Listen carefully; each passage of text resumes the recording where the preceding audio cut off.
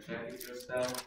It's also an example that will help us to understand what should be at least an example of this topic. Okay, but let's not go too fast.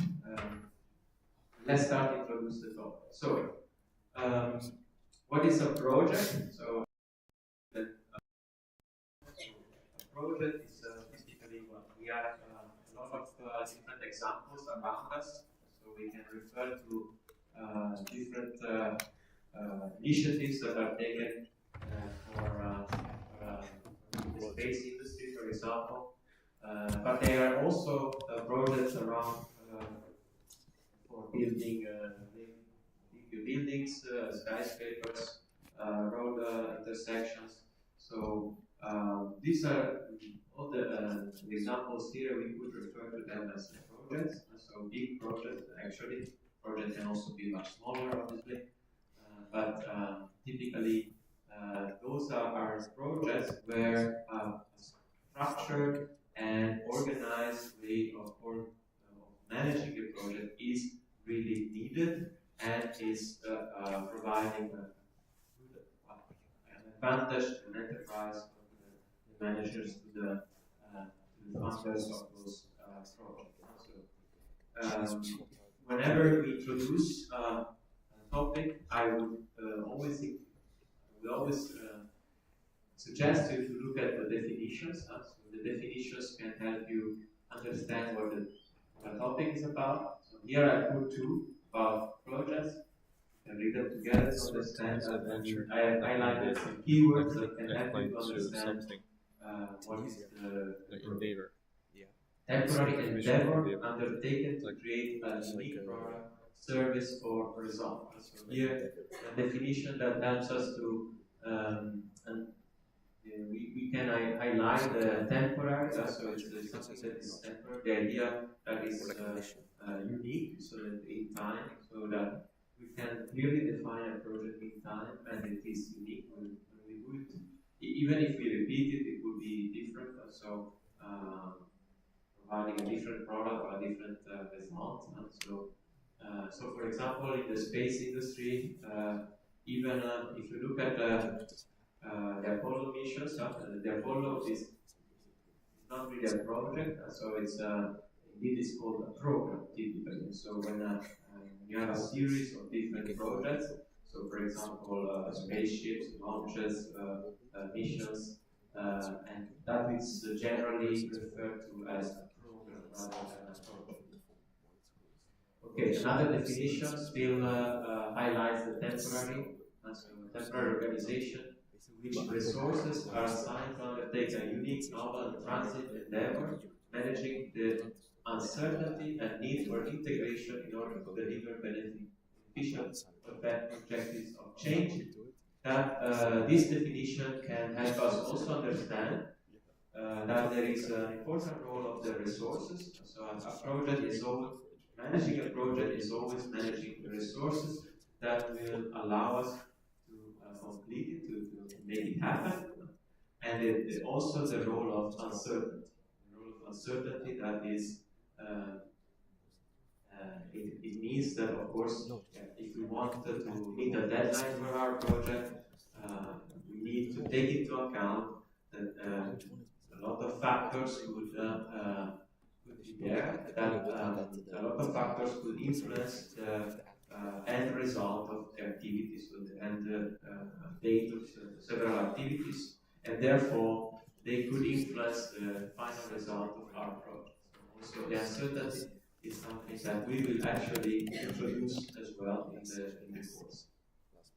Okay, so then we already mentioned what are the project characteristics. So the fact that it's unique and temporary, and the fact that there is uncertainty. The fact that there is a limited amount of resource.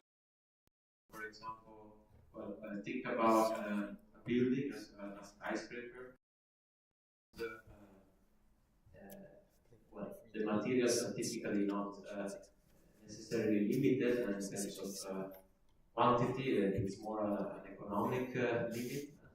But for example, the personnel can be a very limited resource. So because perhaps we have a limit of the amount of skilled workers that can really be there at a certain amount of time, or simply the time. We have 24 hours a day. That is a scarce resource too. So if you have a very ambitious objective in terms of okay, and why do we need project management? Why do we organize projects in the way that we will see shortly with the methods, with the structured methods? Well, sometimes there are organizational needs. So the fact that organizing a project in a structured method help us to define who does what. So in a big organization is a big help. Sometimes it's a request of a customer. So to be able to win a commission, we need to show that we have a good structured organization in mind. Sometimes it's even a legal requirement. So if some countries ask it for building big buildings or big harbors and stuff, they ask to provide a project management infrastructure so that it's possible to control it.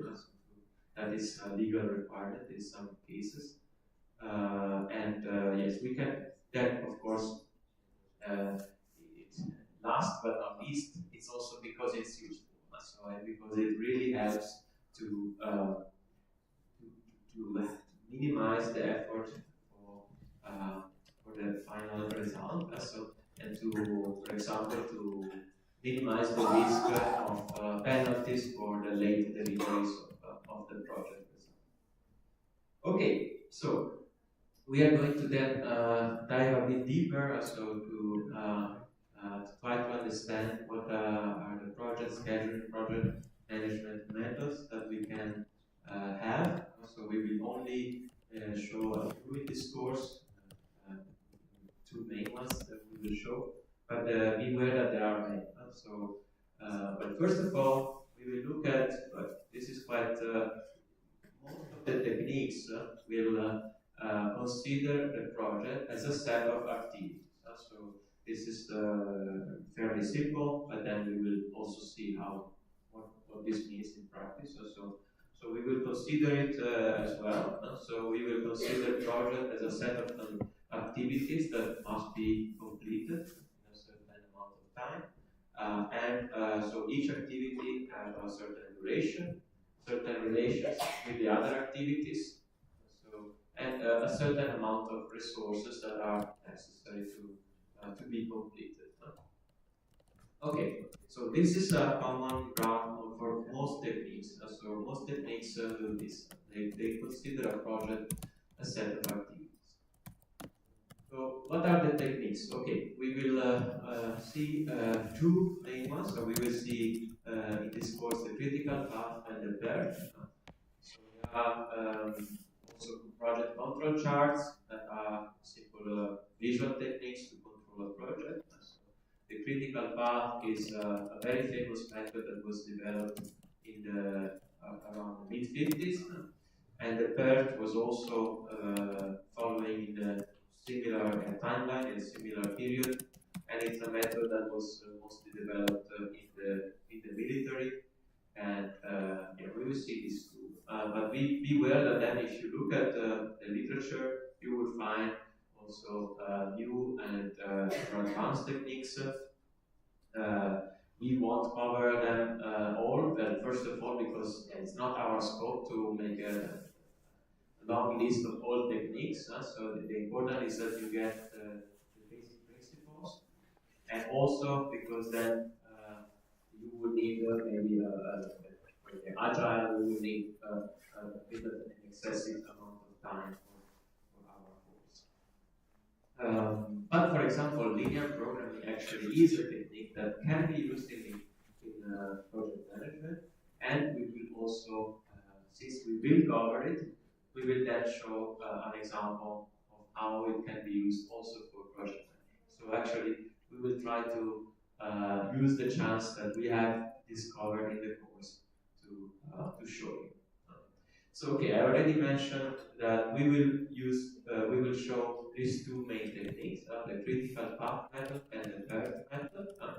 What is the main difference between the two? So they are the main difference is that the critical path method in the original version that was developed is considering the activities with a fixed duration. So, for example, when I go to it, there is a skyscraper project, so there are many activities of delivering the material to the site. There are pouring concrete activity, also building the panels, fixing the panels, fixing the windows, and so on. So all these activities in the project, they are defined with a duration that is with only one value or one estimate for the duration. So we do not consider, for example, that there could be a delay in the delivery of concrete to our site. So we don't consider that there could be a variability. So this is obviously the addition and the biggest difference with the PERT. PERT is also still considering the project with the same type of structure as the critical path method, but it considers that it's also possible that activities have an uncertain duration. So that this is something to keep in mind, because we will then see this together. Okay, so for in both cases, we have what is called time costing methods, so that are methods that we will also try to introduce a bit, that are methods that try to find a trade-off between the cost and the amount of the cost and time, so the cost and duration of activities. And of course, as I mentioned, that time is a resource, and the cost obviously is also a resource because it's related to the investment. So that these techniques will be covered, and they can be covered for both CPM and PERT methods. And they are techniques that we will introduce that help us to relate, as I said, to the activities and the use of resources. So they will help us to understand what is the relationship between activities and resources, or the project duration and the resources. Okay, before we dive deeper in the CPM method, that is the main one we will see today, I will list other techniques that can also, actually they are typically done, show visualizations that are shown to describe our project or to also control in some sense. So smaller projects can be controlled with simple techniques. For example, the work breakdown structure is a technique of visualizing the project as in a hierarchical way. So in a hierarchy of project tasks, subtasks, and work packages. So it's a way to unpack our project in different categories, categories of tasks. So for example, think of okay, I already mentioned the program can be a set of projects. But how can we unpack different tasks? So think about the people that are dedicated to the legal requirements of a project. The workers, they can be dedicated to some practical activities, and then there could be an engineering team dedicated to the design of some parts, or the design of the techniques to build a certain part of a building.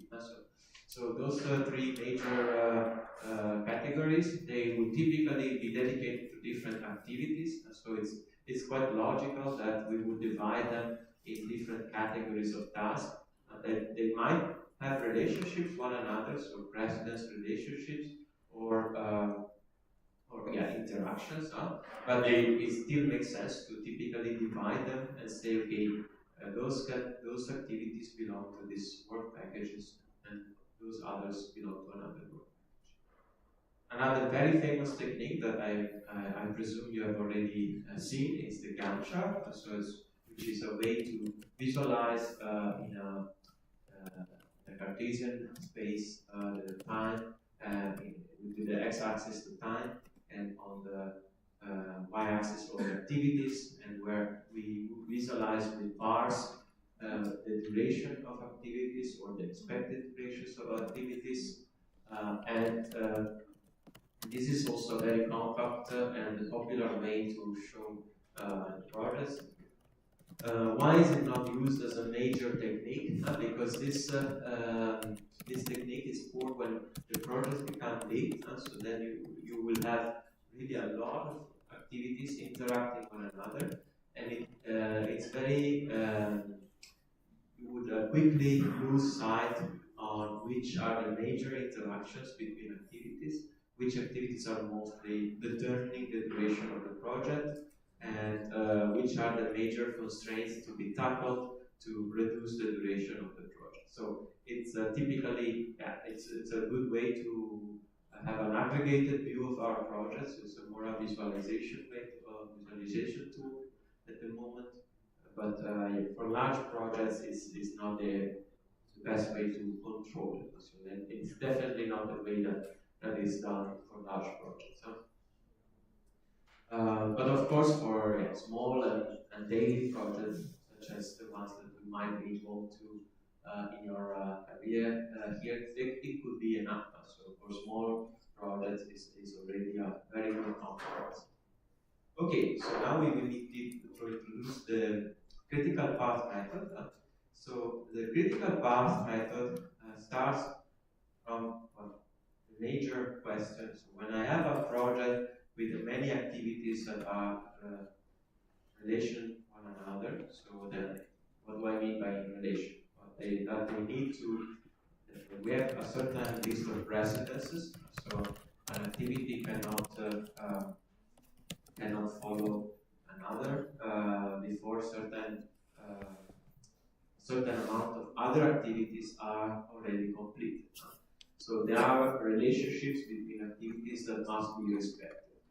And this is a major characteristic of projects.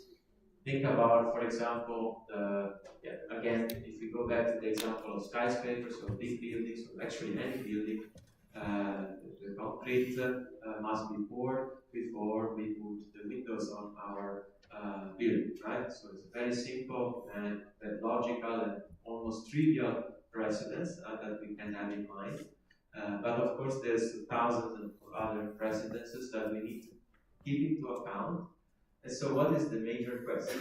The major question is like, when we take into account all the precedence relationship, what will be the final duration of our project?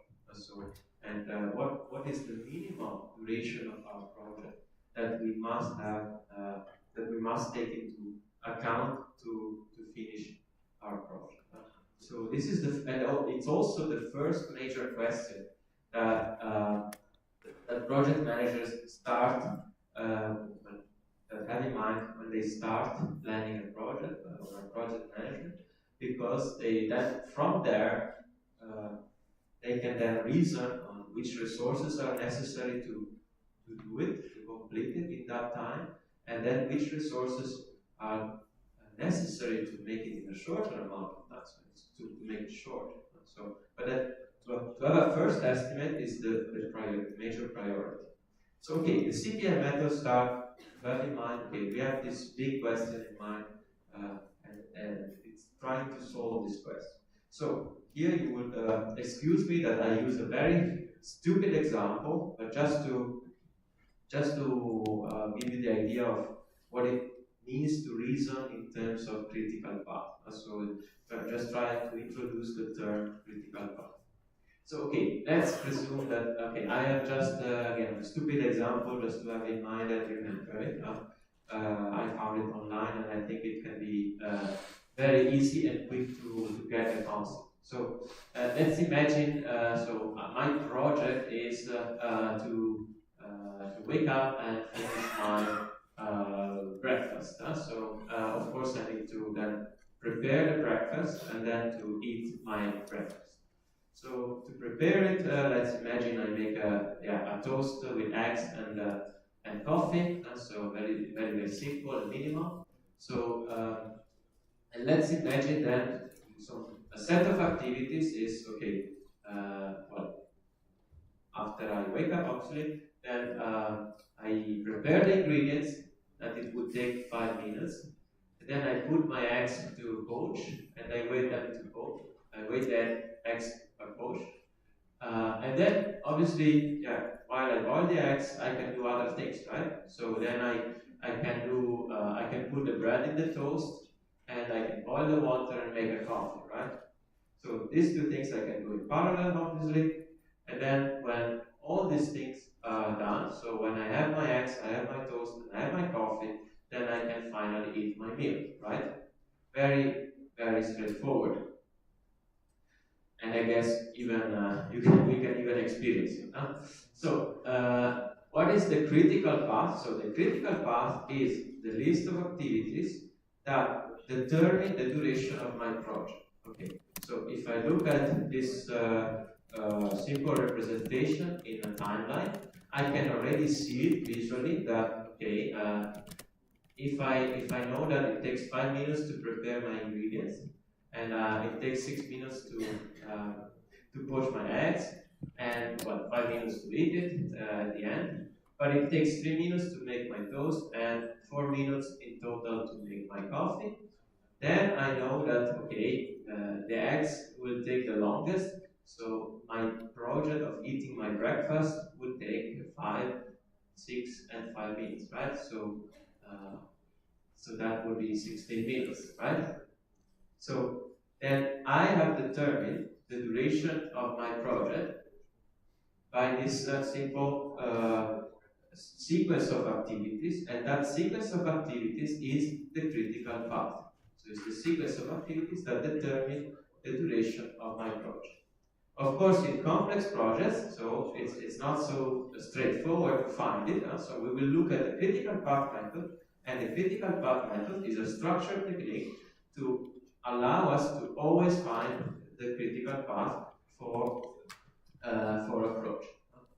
So now we will introduce the more structured technique to be able to always find the critical path of a project.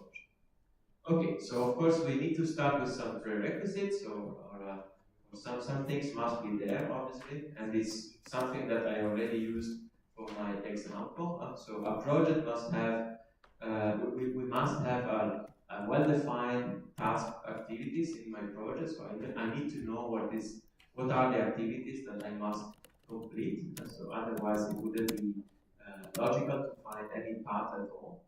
I need to know what is the end of my project. So I said my project is I eat my breakfast. So I need to have it in mind. I need to be able to define activities as independently. So I cannot have tasks that are not that are merged one another or so. And I need to have also sort of an idea of the relationships between the activities. So, for example, I assume that it was known that I cannot eat the breakfast before it's ready, right?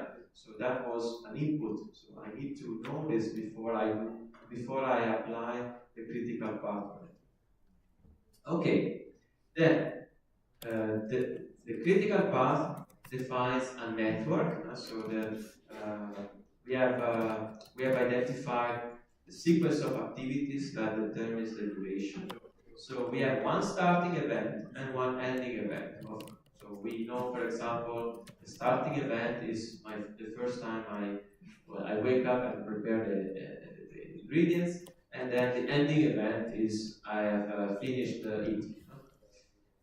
So, and then we will define activities that bounded by events.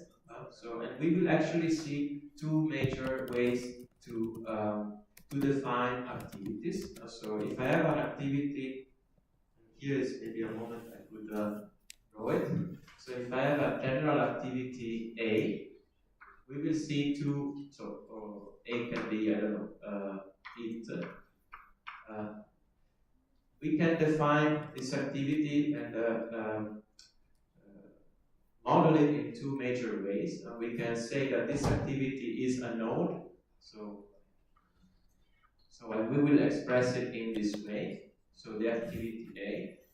So which means that, and the arrows will define the relationships between A and other activities. So, for example, if I have activity B, which is, I don't know, after I eat, I can drink the coffee. Okay. Then, if I decide I drink after eating, then it means B will have a duration, and then the arrow will define the relationships between the two activities. So if there is an arrow, it means I have decided that I can only drink after eating. Okay. Then we will have another possible notation that is called. This is called activity on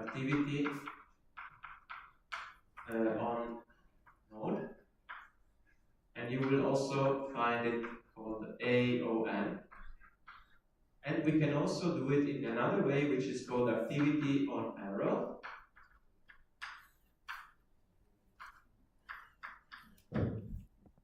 AOA. So, and in the activity on arrow, we will express the activity on an arrow, as the name says. So it means an arrow will define activity A. Therefore, we are defining two major events. We are defining the event start of the activity A and the event finish of the activity A. And it means the nodes will define these two events. Typically, we can have a number of the nodes, so we can even use 1, 2, 3, and so forth. So it's practical to define the number of nodes. And then, okay, if I want to convert that to activity on arrow, then I could also express the fact that there is also another activity B.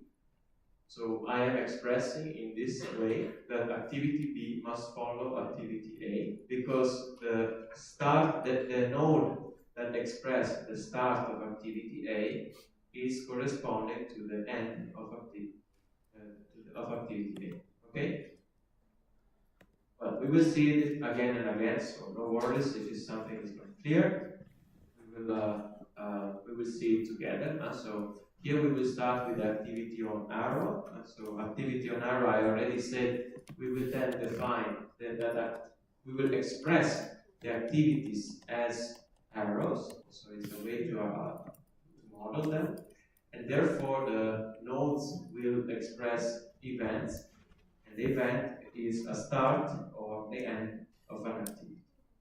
There are, of course, if we decide to use this terminology or this modeling technique, we need to follow some rules. So, what are the rules? They are listed here. For each activity, there is an arrow. So, an arrow cannot express two activities.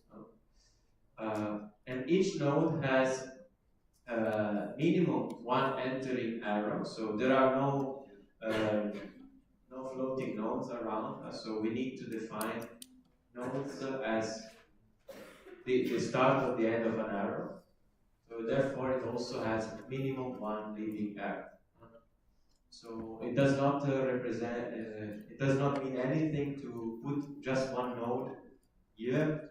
For example, if I put a node here, this doesn't mean anything in my project. So because in my project, I want to express the relationships between activities. So I will not put a node there. Okay?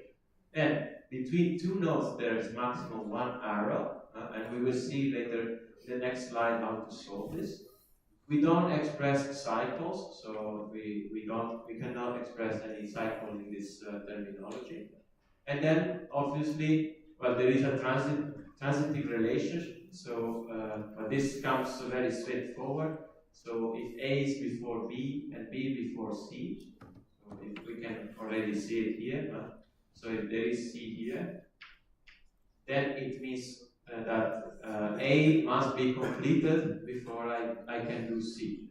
So I only need to express consecutive precedence relationship. I don't need to express well, longer, more relationships that are not consecutive. There was a question. Yes, sorry, I saw you, but I wanted to finish the slide. Please.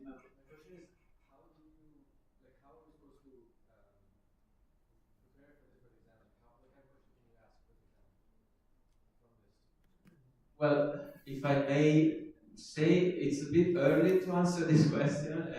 If you let me reach the end, then you would actually see the question is very similar, very same as in the exam. So I will show you. So just give me a moment, okay? Okay, so the rules that I have shown here, they are basically saying, okay, we cannot have this situation. So I cannot have two entrant arrows in one node. So what does it mean? It means that if I have to complete two different activities that are both that are independent, so that they don't have a relation one another, before I start another one, so before I start C, then I would not do this. I would not put two arrows between two nodes. I would then use what is called a dummy. So a dummy means that I would add one arrow that expresses an activity with duration 0. We will see it in the example very soon, so it would be much easier to understand it in the example. But this is just a way that you can refer to this slide when you want to remember how to use the arrow. Okay, and in this slide, this is taken from the book. There is basically all possible ways that we can translate. This is the example I was doing here. All the possible ways that we can translate the two possible ways of expressing a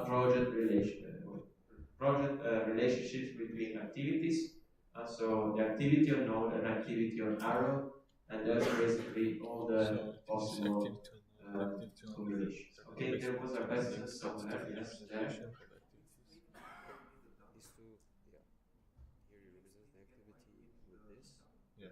Yes, yes. Okay, sure.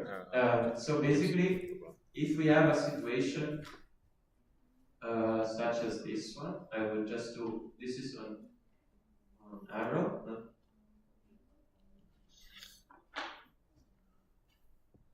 So if I have activity A,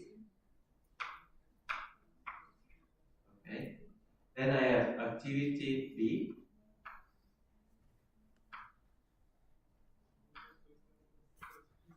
and so I have two activities, A and B, and I have then activity C, okay, another activity.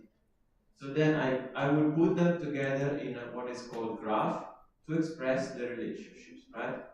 So of course, if I need to do A before doing C, so we were saying, for example, I need to pour the concrete before I can build the windows. So okay, I can express it. How do I usually express it? Well, I express it in this way. I put the activity C. The starting node of activity C would be the ending node of activity A, which means that the end of activity A allows for activity C to start, right? It allows me to start. This is the way, the meaning of the graph. Okay, but what if I also have activity B and I need to also finish activity B before? Okay. So usually I could, of course, in this case I can put it. So you could have different situations. So you could have a situation that works in this way, and this is also fine. We will see that in the graph. So this is fine. You also need to finish B before you can start C. Okay. But we might have something before A. So let's imagine we have activity X, and we need to do X before doing A and before doing B. Okay? So okay, since we cannot, so usually what did I do before? I put the same node here, right? I will put the same node here, but I cannot do this. So I cannot put B here because this would express it would be violating the rule of my graph. Huh?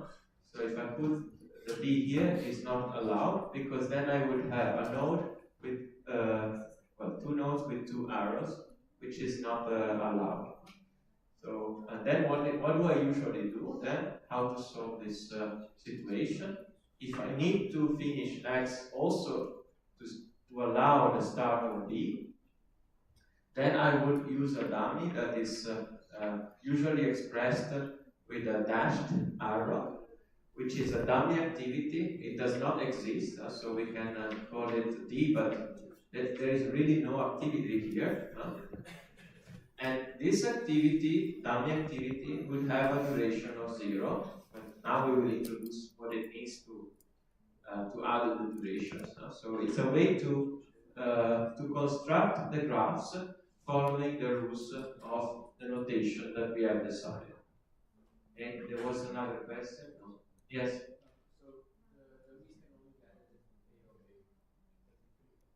Yes, the dummy in this way we have it only in everything. Okay, so how do we take into account the durations? So we need to introduce another concept, which is the concept of the earliest start and the latest finish. So now allow me here again for another stupid example, but it's very easy to understand, so we understand the concept very easily, very quickly. So let's assume that I have an activity that is eating my breakfast. It's 10 minutes. So I have, of course, I cannot eat while I'm sleeping, so I can only do it after I wake up, right? So let's assume I wake up at 7:30, and then my bus to school is at 8:15.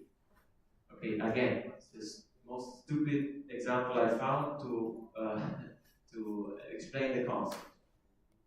So it's just about learning the concept. So if it takes 10 minutes to eat my breakfast, then when do I eat the breakfast? When I can eat as soon as I wake up, right? So that would be the earliest start of my breakfast is as soon as I wake up, right? Okay, here it is. I can eat as soon as I wake up. That would be the earliest start of this activity. Because, of course, I cannot start early because I'm still sleeping. There is a constraint. So there is a relationship between these activities that is a precedence constraint. So that means that this will be the earliest start. And of course, you see that the earliest finish, once I define the earliest start, I also define the earliest finish. What is the earliest time that I finish my breakfast? Well, it's the earliest start time plus the duration of my breakfast. So 7 4. Right? I can do this as in the opposite way, and I can, on the other hand, I can identify what is the latest time that I can eat my breakfast. Well, obviously, here I'm assuming I'm running very fast, but of course, well, the latest time is okay before the bus leaves. So I need to catch the bus. So I can do it right before that. So that is the latest finish before what? Well, before other activities after that are also delayed. So of course I don't want to delay other activities. And we also see that once I define the latest finish, I also define the latest start. When it's the latest moment I can start eating my breakfast, 8:05. And because it's the latest finish, minus the duration of my activity. Okay? So, okay, here we have a summary of this concept. So, earliest start will be the maximum of earliest finish of the direct predecessor. We will see it then in the graph what it means. But basically, once I define the earliest start, I can also define the earliest finish. And once I define the latest start, the latest finish, I also define the latest start. Now, okay, just to explain, what if I have two different predecessors or two different successors? So obviously, we can show it, for example, here. Now it becomes a little bit more complex. So what is the earliest? So if I have activity A and activity B, so let's imagine activity B is an earliest finish of 10, and the activity A as an earliest finish of 8. What is the earliest start of activity C? So obviously, if I have this relationship, you can clearly see that I have expressed that activity C can only start when the predecessor are finished, because I have these two arrows that enter this node. Therefore, the earliest start of the activity C will be for sure 10, right? Because I need to wait that both of those are finished to start the next one, right? So, therefore, you can see that when I have multiple entrant arrows, that means that I will take the maximum value of the earliest finish. Okay? So that this will be a 10. Because it's the maximum of these two. Okay, we will see it in the example again, so we will, it's faster to reason together in the example. Okay? This is a summary of the rules to identify the earliest start and the earliest finish. Okay? And we are almost ready to understand the critical path. I think the easiest way is to do it with an example, and this will be then answering also the question of your colleague, of a possible question of the exam. We are getting very close, so this is already, I would say, 70% of it. So, okay.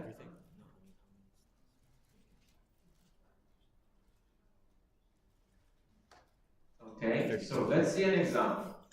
And now we start to, we see our first project. So we have a paper manufacturing project. So we want to build a paper manufacturing plant. And you see that, how can we express our project? We express it as a list of activities, as I mentioned before. And we express it, the activities are a description, but they don't need to necessarily have it. And we express it as a list of activities with the relationships one another. So what do I mean? Well, certain activities don't need to wait for any other activity to start. They can start anytime. And here, for example, activity A don't need to wait for any activity to start. Other activities, for example, activity D, pouring concrete. This activity requires that two other activities are done before start. So A and B must be finished before activity D is started. What are A and B again? Building the internal components, modifying the roof and the floor. Okay, but these are given. So the predecessors are typically given. Of course, there is a job of other engineers, other colleagues that have defined this predecessor. Beware that actually this is an important also. Another important activity of engineers is to actually gather this table. So it's not that you go to a project that they ask you to do a project and they give you the table. So we give you the table to do the exam, but then this actually will take quite a lot of effort to be figured out.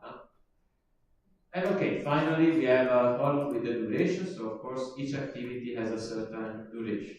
So this is a typical example of what an input for an exam would look like. Okay, what could be a request? We can develop activity on arrow and activity on node networks, and then we will find the critical path, and we will show how to find the critical path. Okay, So we can start.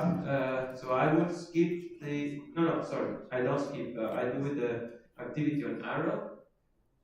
I can show. We can try to do it actually. Huh? So if you look at the graph at the precedences. So what is the activity on arrow that we need to do? Activity A and B can start anytime. So we can put them. So we typically start with the starting node of our project, the event start project. So and we don't have any relationship between A and B, so we can put them in this way. A and B can start. They don't need to be one before the other. So then we have activity C. Activity C requires that A is completed. So then what do? Is typically you define, it's quite straightforward. Once you have one consecutive relation, you define the ending node of activity A, and then you define the arc that defines activity C. Okay, then you have you do the same with the other activities. So D, you pour concrete, needs A and B to be completed. So here is again, and now we see again the dummy, what it means. So we can draw D here, right? But we need to express another relationship because we need to express that A needs to be finished before D can start. So it means that we miss another information here. We cannot, as we said before, we cannot put A here on this arrow because we will double the arrows between two nodes. So what we do is we draw a dummy that defines the relationship between the end of activity A and the start of activity D. Okay? And that is completing activity D. And then we do the same for activity E. Activity E and F require C to be completed, right? So we can do E and F.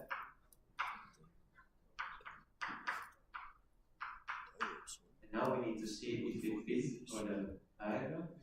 And G requires D and E to be completed. Actually, we can put a node here, and this is fine.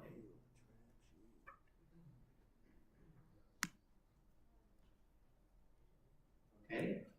Oh, sorry, and this is G. And then we have inspect and test. So H requires F and G to be completed. Here we don't need to really do a dummy. So we see that if you end up, you have two nodes at the end of two different activities, but now you are finished. So the activity, you only have one as follower. So actually you can merge these two nodes. That is fine because you're not defining double arrows. So you don't really need a dummy here. So then you could do this way. So you can actually change your graph. You can do F and G. And then define the activity H this way. Here you can see what it would be. I do correct. Okay. Now we can do the same with activity on node notation. So obviously, yeah, you can convert it. Once you've done it in one way, you can convert it. When it's small enough, I would typically propose to start from scratch, which is much easier. So you could, otherwise we could be confused. When we do activity on node, yeah.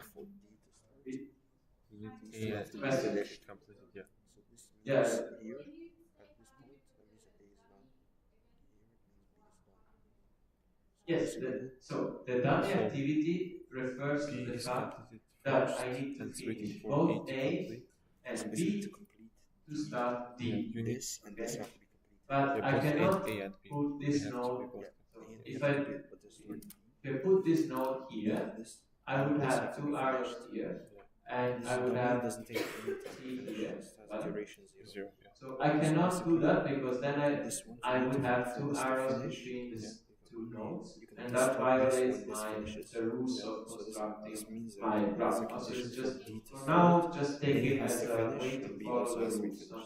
Later you will see that when we put durations, there is also a very practical So if reason. it were to be C, Okay. depending on A and D, it will. So how to do the activity on node? Exactly. So when we do activity on node, we can start again looking at the table. So if we look at the table, we start activity A and B can start without waiting for other activities. So we have A and B. And it's typical for activity on node to then start with a starting node. We can put a S. So it means that when our project starts, we can start activity A and B. Then we have to look at activity C. And so we see that we need to finish activity A before C. And remember that here we are doing the activity must be on the node. So we express C on the node. And the arc here is only the precedence relation, okay? Only the precedence relation.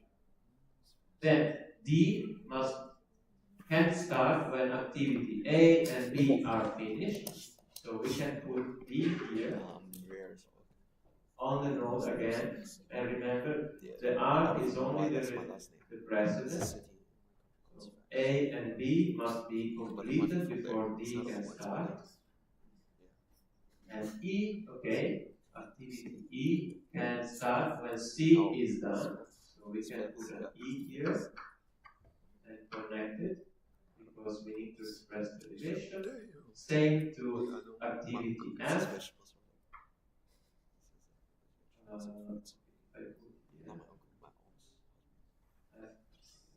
put here activity F is the same, needs to wait for C. And then G needs to wait for D and E to be completed. So G is here. And we can connect it to D and E. And finally, H is waiting for G and F.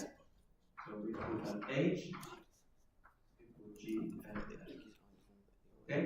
Any questions on this notation?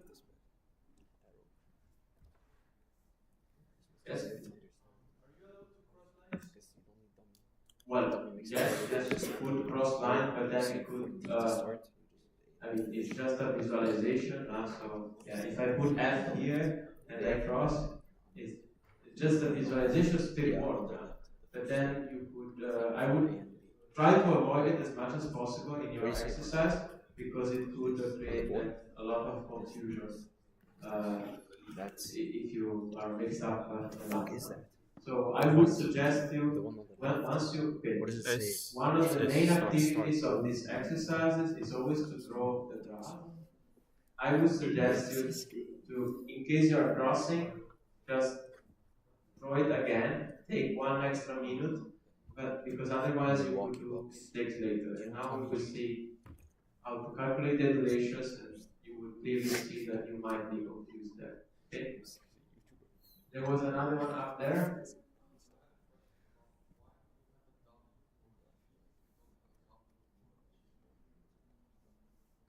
Yeah, because we don't need it, because there is no violation of the rules here. We don't, but you can have it, and you can actually add more dummies. So if you want to add one more dummy here, you can even do this way and connect the dummy. In other ways, a dummy doesn't have a duration, so it doesn't really break any rule. The problem is that then you have a more complex graph. And obviously, if it becomes bigger and bigger, we want to have the least amount of dummies as possible.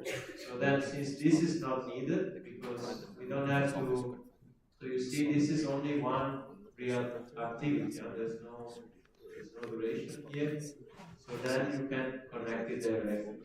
So This comes with the practice. You will learn how to delete the dummies that you don't need.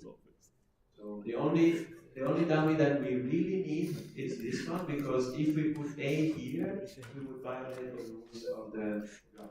So of course, yeah, if you have question after the exercise, maybe feel free to come again, so we can see it together. But okay, now we need to proceed, because we need to be able to identify the earliest start and the earliest finish, latest start and latest finish of all the activities. So this is done sequentially on our graph. We will take the graph, so it's done in a very specific procedure. So we take the graph and we start from the beginning, and we define the earliest starting time of all the activities. When we reach the last activity, so therefore the end of the project, we go backward and we define the latest starting time, or the latest finish time. And we know that once we find one, we will find the other.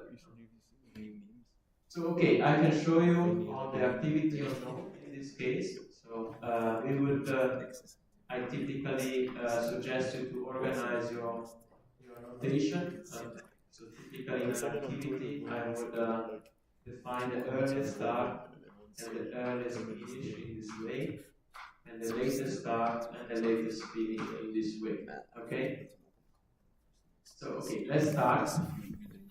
So we said A and B can start at any time. So actually, this starting node is just a dummy. Actually, it's just to express that we can start both A and B. So A can start at the earliest at 0, right? And also B can start the earliest at 0. Okay. So then we go on with the activity activity C, for example. What is the earliest time of activity C? That's someone to track here. Huh?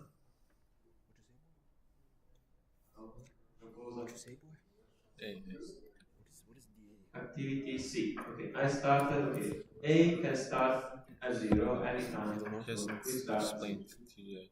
What is the earliest starting time of activity C? So this number here. Okay, great. We don't know because we need to know the duration of A. The duration of A is here. The duration of A is 2. So, and why do you need to know the duration of A? Because you're interested in which value or which. You were thinking about the latest. The earliest finish of the activity A. No? So as soon as activity A is finished, I could start activity C. And I can see it because there is only one arc that connects A and C, and there is no other activities involved.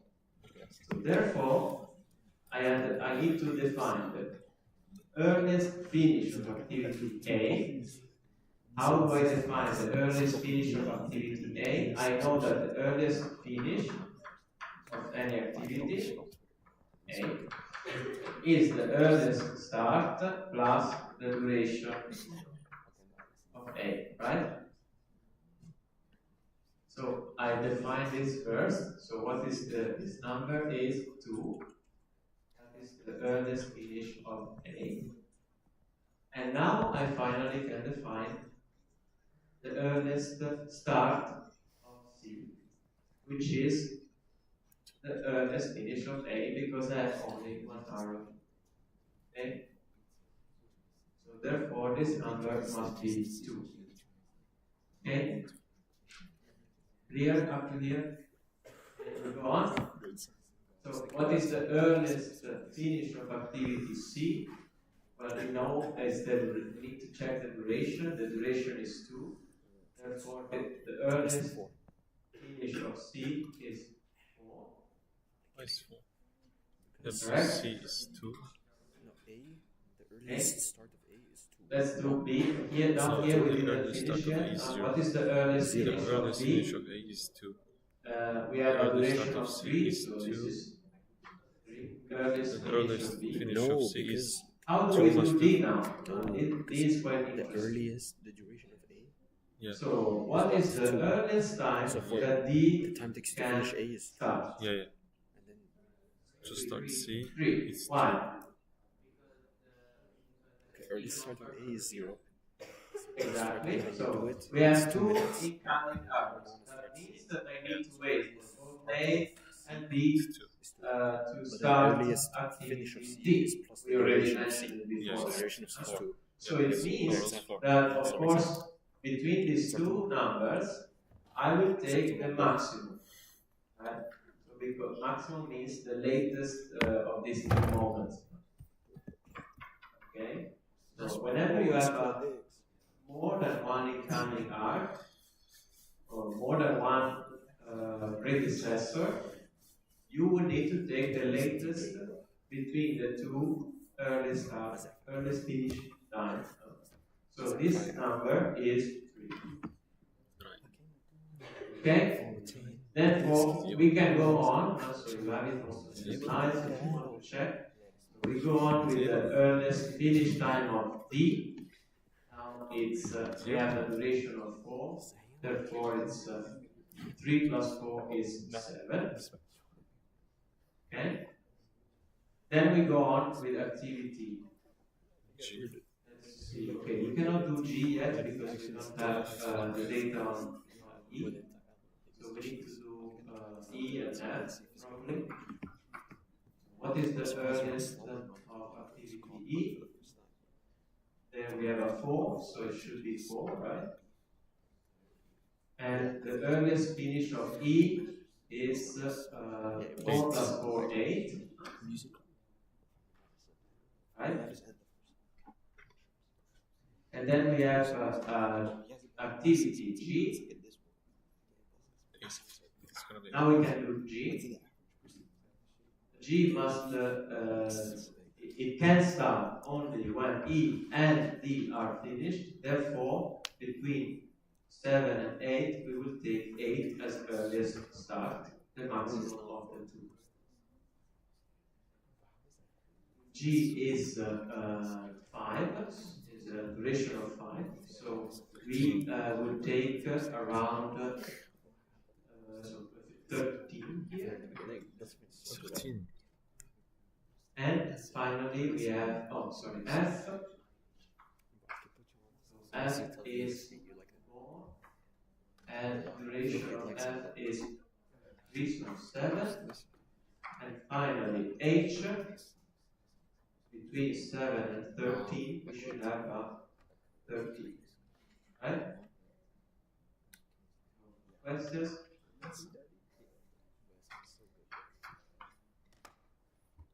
Okay, we reached the end, so it means that our project will end at the time 15. It will take 15 units to finish, right? The earliest time we can finish. Okay, now, as I said, so this is the way forward, and the way forward is the forward calculation is a way to find the earliest start, earliest finish time.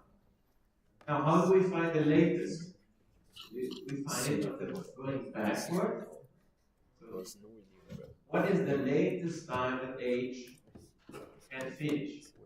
Well, now of course we don't have other data here, so we don't have any other input. So there's no reason why would we finish H any later than 15. So at the moment we can put 15. We don't have any other inputs here in this graph. It means that the latest time that we finish H should be 15. And then we go back, we say once we know one, we know the other, because we know that the relationship between the latest finish time is the latest start plus the duration, right? Of activity. Here is H, for example. So once we know one of the two, between latest start and finish, we know the other one. Therefore, we take the duration and we go back. So this is 13. 13. Okay? Now, we can go back to F, for example. How do we go back to F? So, what is the latest time that F can finish? So, F should finish, and we should be able to let F finish at a time so that F does not delay the project any further. So we don't want F to become any critical activity in any way. And so without causing any delays, the latest time 13. that F could finish 13. is, if we take, is the time at which the latest time at which H should start, right? Because if we go over the latest time of the start of the following activity, like my bus leaves, my stupid example was the bus. If I finish my activity after the bus leaves, then it means I am delaying the activity of going to school, right? Therefore, I should look at this number here, and then I should go backward, right? So it means that the latest finish of F is 13. Once I know one, I know the other. So then this is 3, right? So this is 10. Okay? And then I go backward. Clear? Okay. So then let's do it for all. So we have G. Then G, we will not delay the project at 13.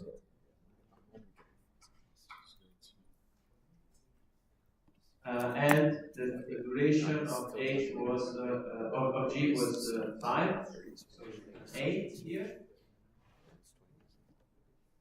Then we can look at, we can do now E.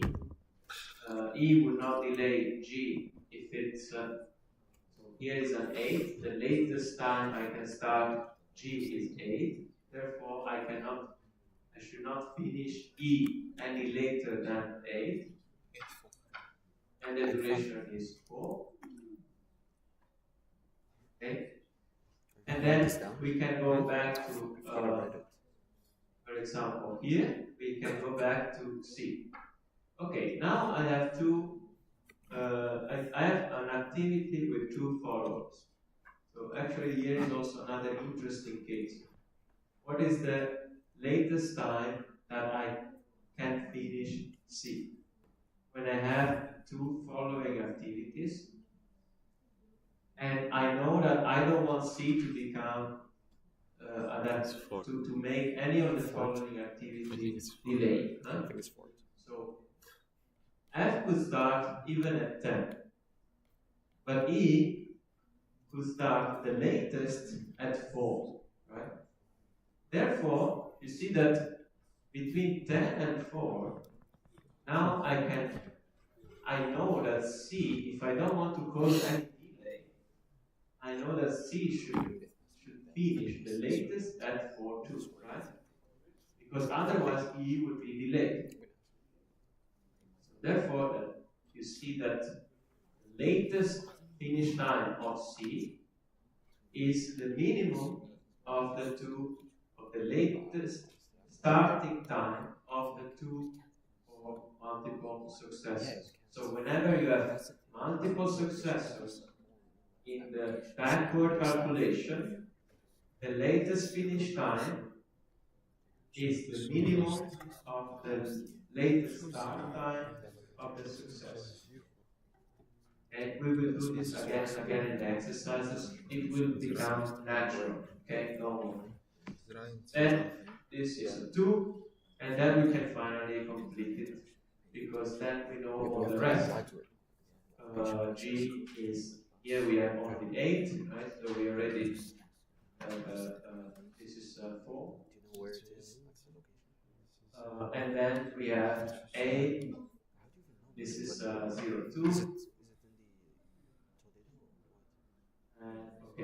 here we have, Uno. but here we have two, actually, this is another case where we have two. So we have A is both C, followed by both C and D, but between the two I took the minimum up to here. With the B has only one successor, so it's D, and therefore this number is 4, that the latest finish time is 4. So B could even start at 1. So the latest start of B is 1. Okay, finally, what is the critical path? Now we need to find the critical path. We said the critical path is the sequence of activities that determines the project duration. So, okay. It means that in this graph, there is a sequence of activities that determines this number here, 15. And it means that there are also some activities that don't really determine that this number is 15. And going back to my example of the breakfast, so the sequence was determined by the length of the activity that, okay, I prepare my meal and then I need to wait the eggs because they take 6 minutes to poach. So which of these activities are the eggs in this case?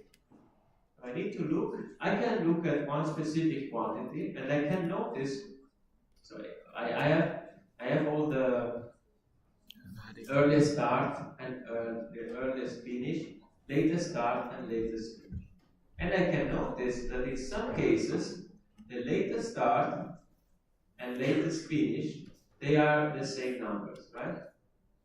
And same goes for the earliest start and earliest finish.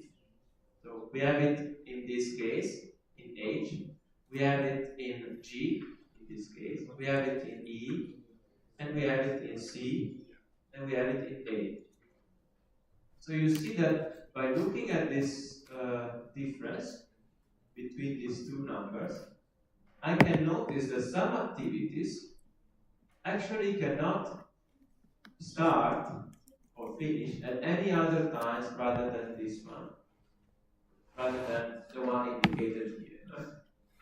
Other activities, on the other hand, can actually, and here we use the term float, so that there is the idea of float or slack. They have some slack. It means that I can still decide that they could start later than 3, for example. Here I could start D at 3 or also at 4. Right? And even if I start at 4, the final duration will be still 15. Therefore, this D is not on the critical path. So by looking at this difference, which is in this notation is called the slack, and the slack is the difference between latest start, latest finish, or the other, I determine the critical path. So the critical path here is A, C, E, G, H. So it means that any delay in my project in these activities will delay my project. Okay? And that also, why is it important to determine? Well, because then my project managers know that the resources of this sequence of activities must be delivered in a very precise way, in a very reliable way, and they will concentrate on making sure that these activities have their own resources to make it by this date. So you can imagine that, okay, what if this date is the start of the Olympics? Obviously, this date cannot really be changed. Once it's determined, cannot be changed. So you can identify, you can relate to the importance of finding what is the critical path in some projects, because once I know it, then I will really concentrate my efforts in the critical path. We will then see also in other examples how it could also happen that to take some decisions, we could also decide to shift between different critical paths. And we will see it in other examples in another lecture. What I want to do now is to try to do another example quickly, so that we are also able to do this with the activity on arrow notation. So then obviously I also encourage you to do exercises at home so that you or redo these two exercises that we do today so that you are able to do it on your own. Okay? Let's do this other example together if there are no questions. 8. Okay? Suleiman has what? Let's do the other example together and we will use the other notation, the activity on arrow. Oh, breaking guys did this. Try to start on your own too, or try to do it. It's useful to do it. Always. 3 or 4 out of 10. I mean, I thought you gave it a 3 or 4 out of 10. Okay, so we have A, B, C, D, E, F, G. Of course, they are all corresponding to real activities. And we can relate to their precedence on the table is given. And the duration is a typical exercise. Once again, your colleague. And we would, the input is very typical this way. We said, let's do it with activity on arrow. So it means that now we will draw arrows as activities. So we can start with the first node will be the event start project. Let's do this. So it means that we will start here. And what is the first activity we draw? Well, activity A can start anytime. We don't need to wait for any other activity. Therefore, this can be the first activity of the project. Remember that now is the arrow, is the activity. And we can have a node when we finish activity A. Then we have B, we need waits for activity A to finish, to start. So we need to finish A to be able to start B. Therefore, we have a sequential R, A and then B. The same is for C, right? And the same is for D. So also the D needs to wait for activity C to start. So the first activities are quite easy to express. Then we have E needs to wait for C to be able to start. Therefore, the node, this node, determines that activity E is allowed to start, and we can express the arrow of activity E here. Now we have two nodes that express the finishing of activities D and activities E. The activity F requires both of these two to be completed in order to start. So this node cannot be alone the start of activity F, and this node cannot be alone the start of activity F. Therefore, what we can do, we can put F on one of the two nodes, and then we use a dummy to express the relationship, to not break any rule. Okay? This is the dummy activity. Yeah? This is the finish of activity F, and this node alone can express the start of activity G. Okay? Then we have all the durations, and now we can determine the earliest start and latest finish. Okay? Since we are using the activity on arrow, now we can reason on the earliest start and latest finish directly on the nodes. And I will show you what I mean. It's very simple. No worry. So when can activity A start? Anytime. So here will be the start of our project, and the earliest start will be 0. Yeah.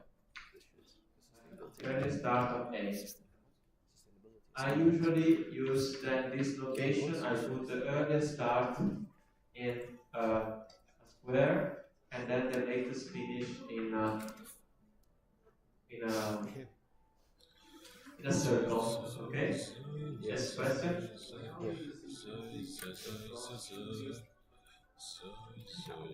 Again, sorry. Same template. Yes, you can also use the same template, but I will show you briefly that you don't need all, because we know that once you know one, you know the other. So now I'm starting to simplify also, that you will also be able to do so. Because we know that once we know the earliest start of A, we also know the earliest finish of A. Of course, you can still express all of them. So now I'm starting to simplify. Okay, 0. What is the? We go forward to the earliest starts. Remember, this is the forward. This will be backward. So we start from forward. Earliest start of A is 0. Earliest finish is 0 plus duration 2. Is this also the earliest start of B? Yes, because B is consecutive, there is no other entrant arrows. Therefore, the earliest start of B, the earliest start of this node is 2. And now we go forward to C. There is no multiple arrows entrant here. Therefore, we know that the earliest start of C is 2 plus the duration of B. So 2 plus 1, 3. Same for this node, there is no multiple entrance here. So the earliest start of B is 3 plus the duration of C, which is 3 and 4. Okay? Clear up to now, ready to go forward. Okay, what is the duration of D is 2. So now we have, and the duration of E is 5. The earliest start of this node, so E could end at 4 plus 5, 9. He told me that you were the past. And D could end at 4 plus 2, 6. Can I write 6 here? No, because then I have multiple entrant arrows. No, Therefore, this will not be the earliest start of F. The earliest start of F must be the maximum between 4 plus 2, 6 and 9. Therefore, this must be a 9. Okay?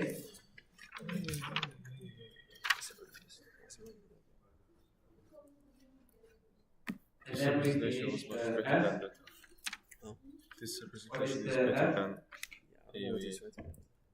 14. Okay, so after F is 5, so then 14 is the earliest Start. finish of F and earliest start of G. The earliest start of this node, which is also the earliest moment of finishing my project, because 15. This is the end of the project. It's 15. Then it's 15. It's correct. Okay. Now we go backward with the latest finish, and we do the same. Here is a bit straightforward because obviously there's no multiple entrants or multiple successors. So this is this is a 14. This is a 9. Right? Then this is a 9. Here F can start the latest. The latest finish is 9 because we have a 9 here. Therefore, then we have the duration of C. The duration of D is 2, right? And the duration of E is 5. We are going backward, and between the two we take the minimum. So the duration of D means that D could start also at 7. but this latest start of D is not the latest finish of C, because C cannot wait until 7 to start, because otherwise E would be delayed. So it's the same reasoning we have done before, we do it here. So when we are going backward, and we have two possible latest finish times, we take the lowest. Therefore, the lowest of these two possible latest times is 9 minus the duration of E, which is 5, so 4, and 9 minus the duration of D, which is 7. So remember, okay, here we have to decide which of the two. 9 minus 5 is 4, so the lowest is 4. And we do the same here. Obviously now we have only one path, so you would have guessed that is the only path possible is that one. Okay? What is the critical path? How do we determine the critical path? Well, before we were saying that we have identified that there is some activities that don't have any float or any slack, that they cannot shift. We can also define it for this type of graph. And for the activity on arrow graph, we usually determine two different types of floats. We have the total float and the free float. They are defined in this way. We will see them in detail the next class. But why there are two different types of floats? Because some activities can float without impacting any other activities. So if an activity floats and doesn't need to impact the duration or the start of the latest start of any other activity, then we are talking about free float. And the total float is a float that it means that if I float the activity, if I move the activity of that amount, I need to also move other activities.